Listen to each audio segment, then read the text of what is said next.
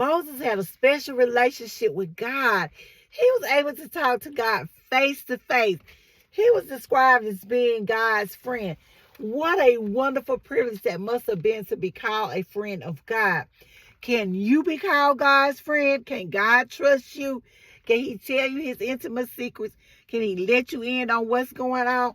Can he trust you to do what you're supposed to do when you're supposed to do it?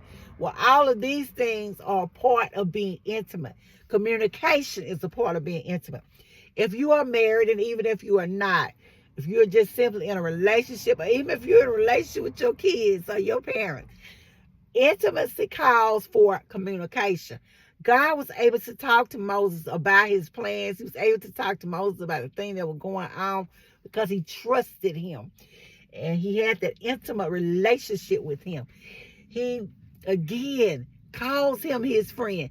When we have friends, we have to be able to trust our friends. Can God trust you? Are you trustworthy? Can he trust you to pay your tithes and your offerings like you're supposed to? Can he trust you with money? Can he trust you with his word? Can he trust you to lead someone else to him? Can he trust you to be a witness for him, for his kingdom? Can God trust you? Can you form that intimate connection with him? Are you willing to give your all for him? Because we know when we're involved in intimate relationship with other people, there's a bond there that is not easily broken. And many times, if you even think about a mother and her child, a mom is usually willing to lay down her life for her babies, for her offspring. Their relationship is so intimate. It is so connected. When you go back to the beginning, a woman is pregnant for 9 months, and she carries that baby inside of her body, inside of her womb. And during that time, that baby is connected to her by umbilical cord. And she is feeding it. She's giving it all of these things, but they have this intimate connection. We are charged with having an intimate connection with God. We are supposed to be so close to him that nothing can break that bond. Are you intimate with God? Let's look at Moses.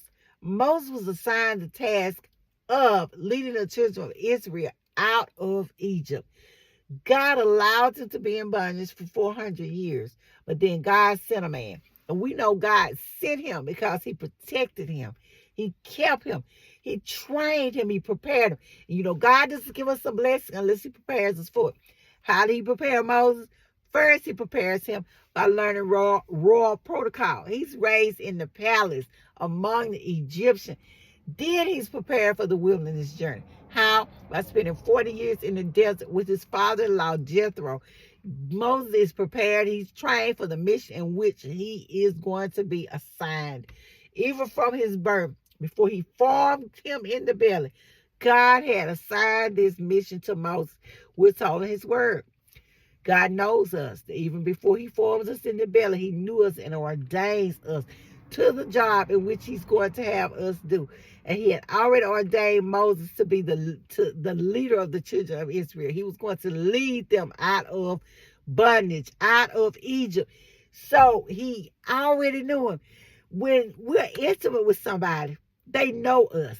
You ever watch those dating shows where they ask these couples, they go off and they ask them questions about their spouse, and then the spouse comes in and they answer the question, then it was like the dating game or something when I was real little. But either way, when the couples were intimate, when they were close, they were able to answer these questions. And there could be little trivial stuff. So are you intimate with God? Do you know God's word? Have you spent time with him? Have you talked to him? And can he trust you? Can he depend on you? Are you dependable?